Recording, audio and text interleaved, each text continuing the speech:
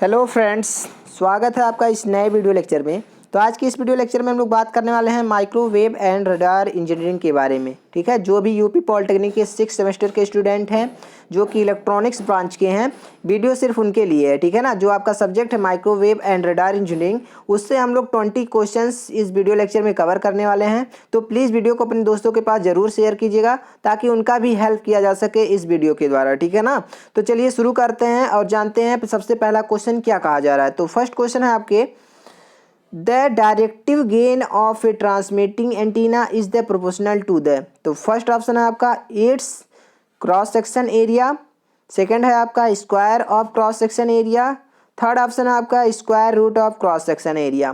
ठीक है, तो जो ट्रांसमीटर एंटीना होता है, ट्रांसमिटिंग एंटीना होता है, उसका जो डायरेक्टिव गेन होता है जिसको हम लोग जी से रिप्रेजेंट कर सकते हैं, वो प्रोपोर्शनल होता है किससे?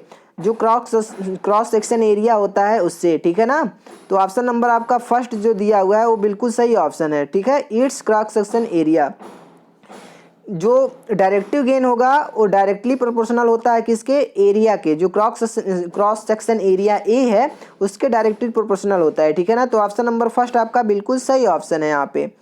इसके बाद समझते हैं हम लोग नेक्स्ट क्वेश्चन। अगला क्वेश्चन क्या है आपका, if F is the frequency of electromagnetic wave, F C is cut off frequency, then the rectangular wave guide. तो फर्स्ट ऑप्शन इसमें दिया हुआ है attenuation is low when F greater than होगा एफ सी से। सेकंड ऑप्शन दिया है आपका attenuation is very high when F less than होगा एफ सी से। थर्ड ऑप्शन दिया है आपका attenuation is high when F less than होगा एफ सी से। थर्ड ऑप्शन है आपका, फोर्थ ऑप्शन है आपका आइदर बी और सी। तो यहाँ पे देखेंगे कि जो ऑप्शन नंबर फर्स्ट है वो आपका बिल्कुल सही ऑप्शन है, क्योंकि जो रेक्टेंगुलर वेव गाइड होता है उसमें जो कट ऑफ फ्रीक्वेंसी है, या फिर कह सकते हैं कि जो इलेक्ट्रोमैग्नेटिक वेव की फ्रीक्वेंसी है एफ, ठीक है, वो हमेशा बड़ी होनी चाहिए एफ सी से। ठीक है, तो क्या होगा, एटेन्यूएशन क्या होगा आपका? लो हो जाएगा। अगर जो कट ऑफ फ्रीक्वेंसी है वो कम, जो ज़्यादा जो कट ऑफ फ्रीक्वेंसी है वो क्या होगा आपका? ज़्यादा होगा। यहाँ कहने का मतलब है कि जो इलेक्ट्रोमैग्नेटिक वेव की फ्रीक्वेंसी है एफ, वो ज़्यादा है, ग्रेटर देन है कट ऑफ फ्रीक्वेंसी से, तो क्या होगा आपका? एटेन्यूएशन क्या होगा? लो होगा, मिनिमम होगा। ठीक है ना, तो ऑप्शन नंबर फर्स्ट आपका बिल्कुल सही ऑप्शन है इसके लिए। इसके बाद हम लोग देखते हैं नेक्स्ट क्वेश्चन।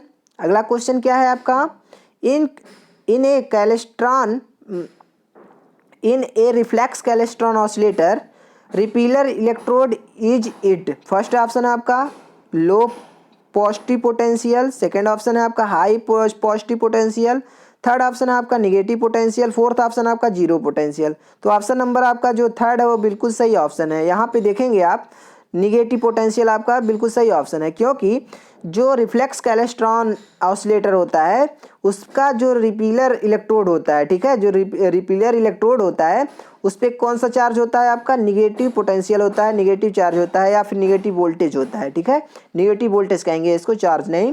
ठीक है, निगेटिव पोटेंशियल या फिर निगेटिव वोल्टेज होता है आपका रिपीलर जो इलेक्ट्रोड होता है। ठीक है ना, तो ऑप्शन नंबर आपका जो थर्ड है वो बिल्कुल सही ऑप्शन है। इसके बाद हम लोग समझते हैं नेक्स्ट क्वेश्चन। अगला क्वेश्चन आपका क्या है, which one of the following is transferred locking electron device C antenna. तो यहाँ पे ऑप्शन नंबर फर्स्ट दिया हुआ आपका बैरेट डायोड, सेकंड ऑप्शन आपका दिया हुआ है इम्पैक्ट डायोड, थर्ड ऑप्शन आपका दिया हुआ है गन डायोड, फोर्थ ऑप्शन आपका दिया हुआ है स्टेप रिकवरी डायोड। तो ऑप्शन नंबर आपका थर्ड आपका बिल्कुल सही ऑप्शन है इसके लिए। ठीक है, गन डायोड। जो लॉकिंग इलेक्ट्रॉन डिवाइस होता है उसमें किसका उसको ट्रांसफ़र किया जाता है, किस एंटीना के द्वारा? तो यहाँ पे देखेंगे कि जो एंटीना है, जो सी एंटीना होता है, ठीक है, जो लॉकिंग इलेक्ट्रॉन डिवाइसेस सी एंटीना होता है और उसमें ट्रांसफर्ड किया जाता है, उसमें यूज़ किया जाता है किसका? गन डायोड का इसमें यूज किया जाता है। ठीक है ना, तो ऑप्शन नंबर आपका सी बिल्कुल सही ऑप्शन है यहाँ पे। इसके बाद समझते हैं हम लोग नेक्स्ट क्वेश्चन। अगला क्वेश्चन आपका क्या है, इसको हम लोग समझ लेते हैं। तो a magnetron required an external magnetic field with flux line parallel to axis to cathode. Option number first है आपका ट्रू, ऑप्शन नंबर सेकंड है आपका फॉल्स। तो यहाँ पे ऑप्शन नंबर जो आपका फर्स्ट दिया हुआ है वो बिल्कुल सही ऑप्शन है। ठीक है ना, तो ऑप्शन नंबर जो फर्स्ट दिया हुआ है वो आपका बिल्कुल सही आंसर है यहाँ पे, ठीक है ना, ट्रू। इसके बाद समझते हैं हम लोग नेक्स्ट क्वेश्चन। अगला जो क्वेश्चन है उसमें क्या कहा जा रहा है आपका, when A line short circuited at far and the minimum voltage occurs at. तो फर्स्ट ऑप्शन आपका फार एंड, सेकंड आपका सेकंड जो ऑप्शन है वो सोर्स एंड है, थर्ड ऑप्शन है आपका mid way between source and far and, fourth option है आपका नन ऑफ एबव।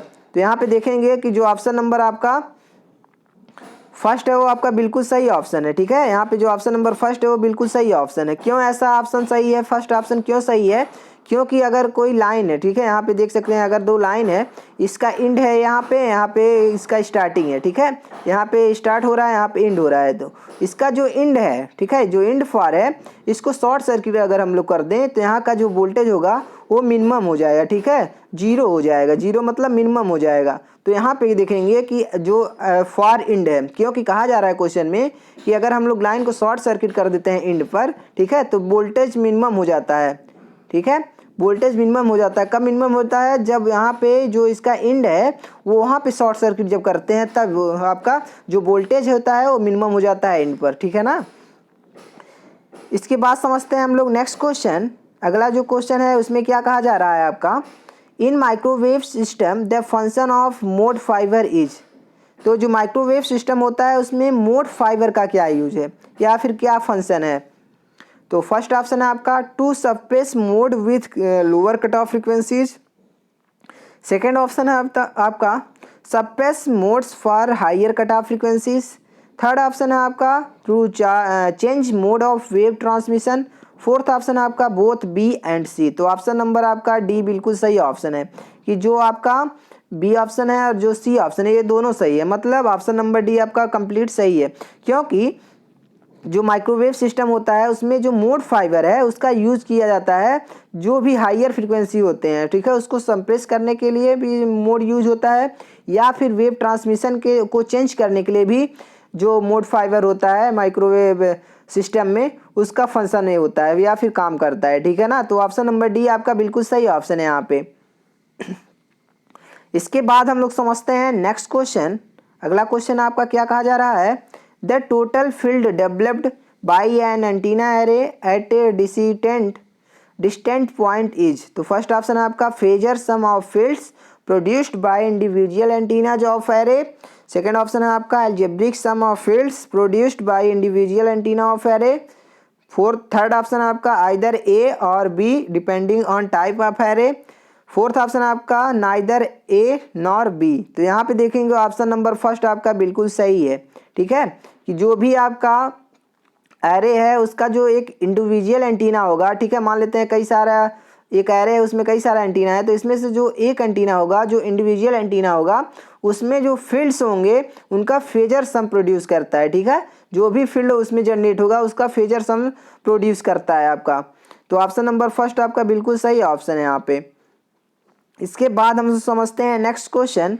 अगला क्वेश्चन आपका क्या कहा जा रहा है, the directive gain of transmitting antenna is.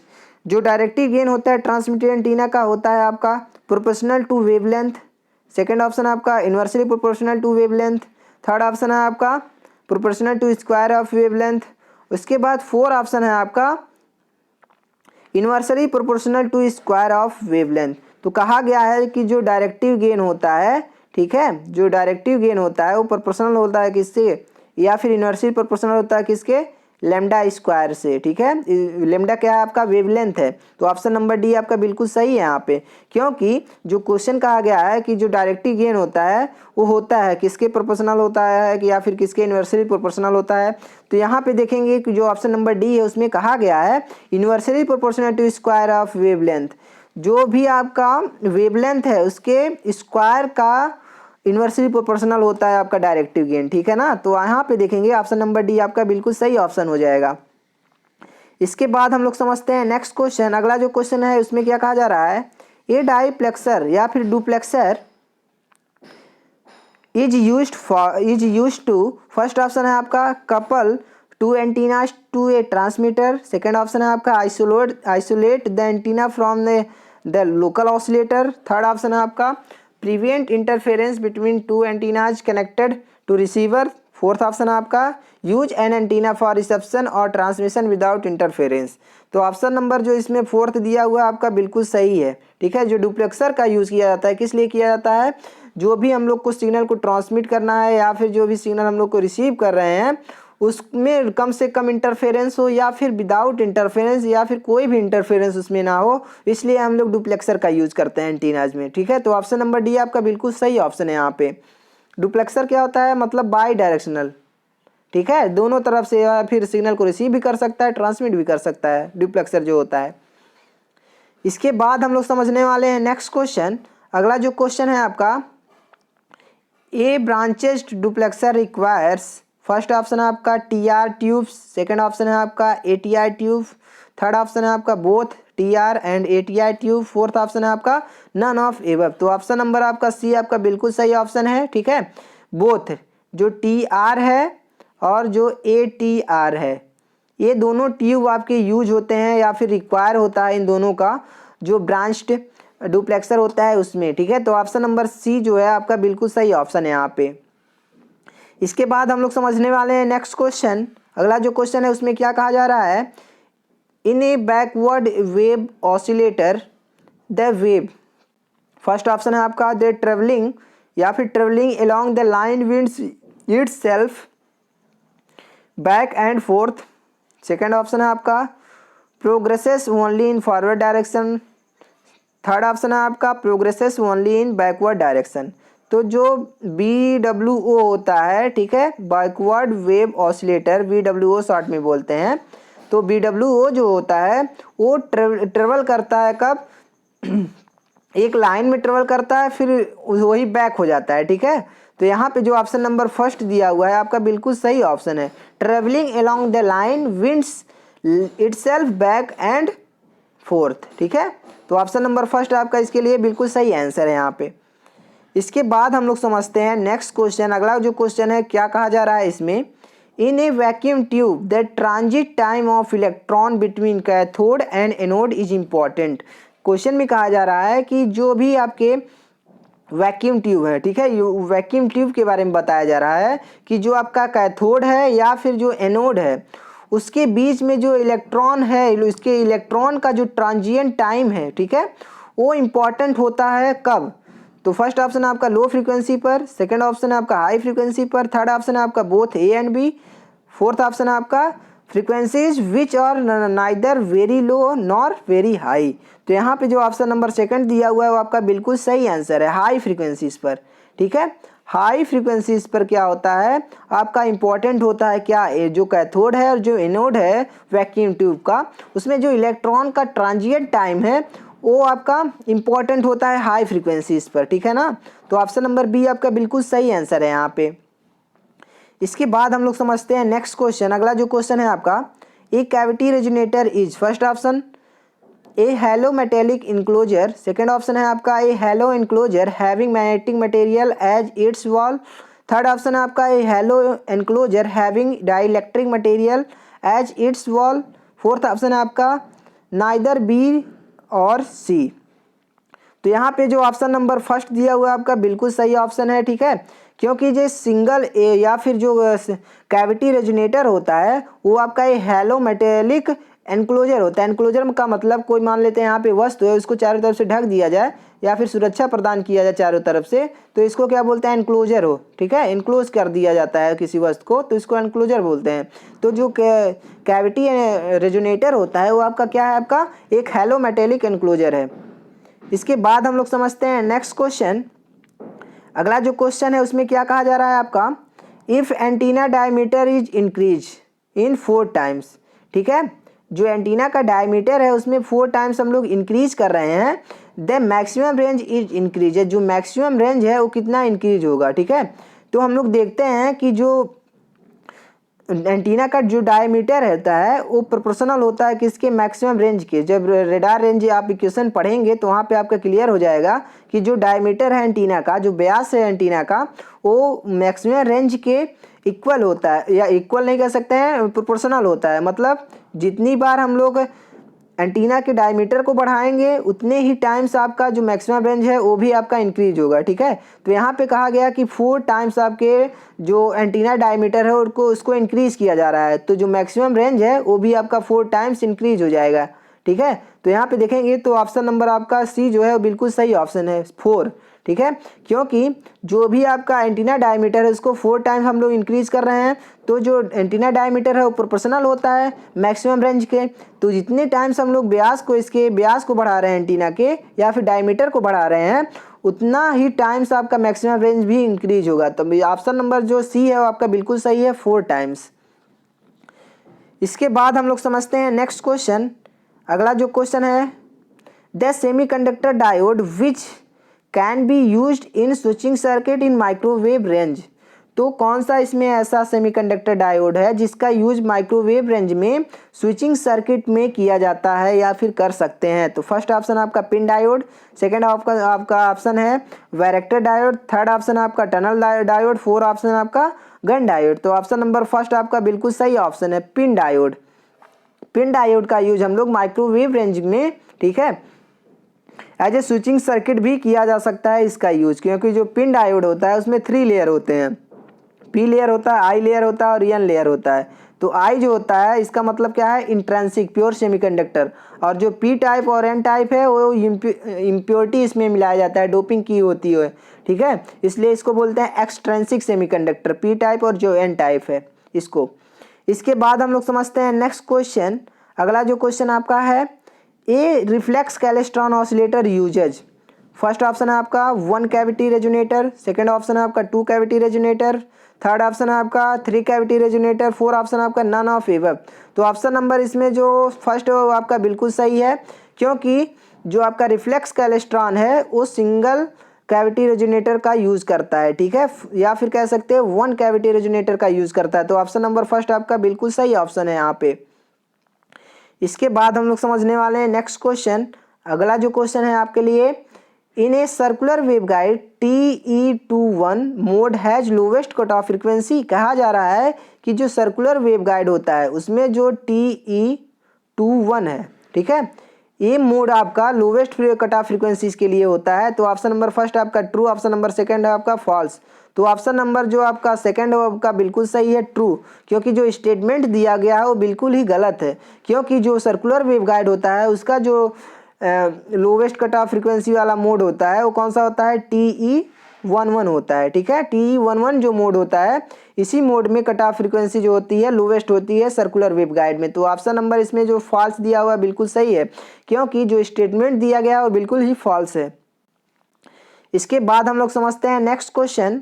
अगला क्वेश्चन में क्या कहा जा रहा है आपका, the noise figure of multi cavity klystron amplifier is very low. तो फर्स्ट ऑप्शन है आपका ट्रू, सेकंड ऑप्शन है आपका फॉल्स। तो इसमें भी आपका जो ऑप्शन नंबर बी दिया हुआ है बिल्कुल सही है, फॉल्स है, क्योंकि जो नॉइस फिगर होता है, नॉइस फिगर का फार्मूला क्या होता है, नॉइस फिगर इक्वल टू होता है signal to noise ratio input, या फिर कह सकते हैं SNR इनपुट, ठीक है, अपॉन SNR आउटपुट।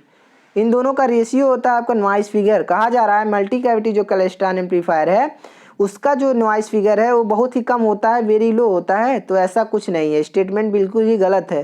तो ऑप्शन नंबर बी आपका बिल्कुल सही आंसर है यहाँ पे। इसके बाद हम लोग समझते हैं नेक्स्ट क्वेश्चन। अगला जो क्वेश्चन है आपका, इसमें क्या कहा जा रहा है आपका, which mode has the lowest cut off frequency in circular waveguide. तो फर्स्ट ऑप्शन है आपका TE01, सेकंड ऑप्शन है आपका TE11, थर्ड ऑप्शन है आपका TE20। तो ये क्वेश्चन आपके लिए है, इसका आंसर आप लोग कमेंट बॉक्स में बताइएगा कि इसका आंसर क्या होगा। जो कहा जा रहा है कि जो सर्कुलर वेवगाइड होता है उसके लिए जो लोवेस्ट कट ऑफ फ्रीक्वेंसी होता है, किस मोड में लोवेस्ट कट ऑफ फ्रीक्वेंसी होता है। तो यहाँ पे ऑप्शन नंबर फर्स्ट दिया हुआ है, सेकंड दिया हुआ है, थर्ड दिया हुआ है, इसमें से एक सही है। तो कौन सा ऑप्शन आपका सही है इसको कमेंट बॉक्स में आप बताइएगा। ठीक है, तो यही था आपका आज का 20 इंपॉर्टेंट क्वेश्चन जो कि माइक्रोवेव एंड रडार इंजीनियरिंग से था। तो मिलते हैं नेक्स्ट वीडियो में, तब तक इस वीडियो को अपने दोस्तों के पास शेयर कीजिएगा ताकि वो भी इस वीडियो को देखें और उससे मदद ले सकें। ठीक है, उससे उनका जो है हेल्प हो सके। तो मिलते हैं नेक्स्ट वीडियो में। तो अपना ख्याल रखिए, अपनों का ख्याल रखिए, खुश रहिए और एग्ज़ाम की भी प्रिपरेशन करते रहिए। आपका जो ये रिजल्ट है, जो भी आपके ऑड सेमेस्टर के स्टूडेंट हैं उनका रिजल्ट जल्द ही डिक्लेयर होने वाला है। ठीक है ना। तो मिलते हैं नेक्स्ट वीडियो में। तो थैंक यू सो मच। जय हिंद।